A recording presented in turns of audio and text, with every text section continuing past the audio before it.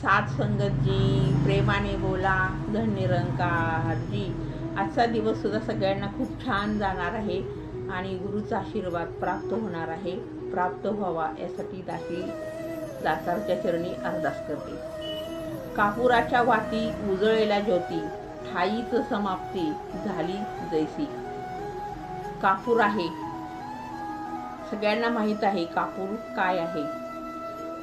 तो सुगंध देतो, पण कापराचं एक असं वैशिष्ट्य आहे की कापूर ज्यावेळेला अग्नीच्या संपर्कामध्ये येतो त्यावेळेला तो पेट घेतो. कापुराच्या वाती उजळल्या ज्योती.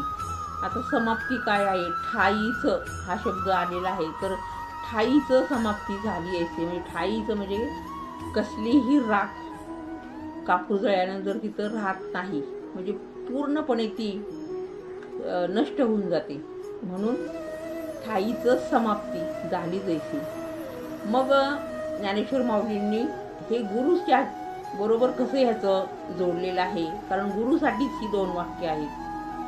तर कापूर जो आहे तर तो कापूर हा शिष्य आहे आणि अग्नी हा गुरु आहे. ज्या वेळेला कापूर अग्नीच्या संपर्कात येतो त्यावेळेला त्याच्यामध्ये जे गुणधर्म आहेत ते सगळे जळणं, म्हणजे वाईट गुणधर्म नष्ट होणे.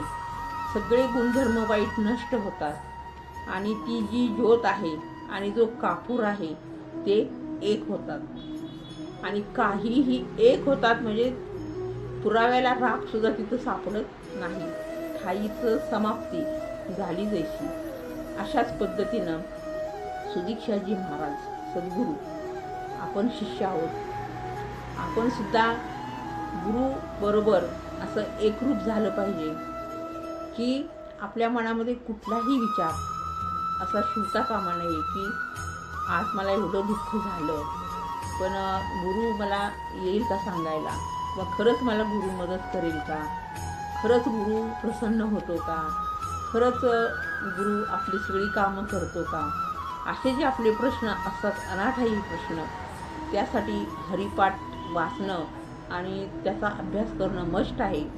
कारण हरिपाठामध्ये माऊलींनी गुरुभक्ती किती श्रेष्ठ आहे आणि ती कशा पद्धतीनं तिचं बॉन्डिंग पाहिजे हे पूर्ण इत्थंभूत हरिपाठ वाचल्यावरती आपल्या लक्षात येतं. आपण फक्त हरिपाठ नुसता पाठ करतो, त्यातला मतितार्थ आपल्या लक्षात येत नाही किंवा त्या पाठाकडं